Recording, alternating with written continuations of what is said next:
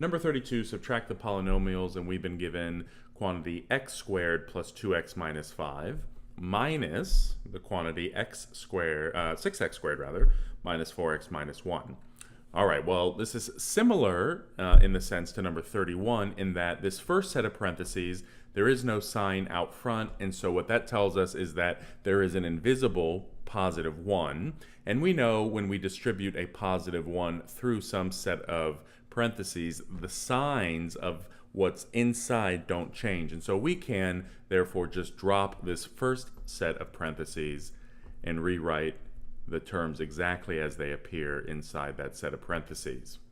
This second set, however, notice has a minus in front of it. And so this is the same as saying, all right, well, that minus sign we have to distribute. So this is really like we're distributing a negative 1 through this trinomial. And so the signs of everything inside are going to change. This was a positive, now it's a negative 6x squared. This was a negative 4x, the sign changes and it becomes a plus 4x. This was a negative 1, now it's a plus 1. Why? Because when we distribute this negative through, a negative times a positive gives us a negative. A negative times a negative gives us a positive, and a negative times a negative again gives us a positive. And now that we have this long string of terms, this is similar to number 31 in that we're going to go through and look for the like terms so that we can combine them.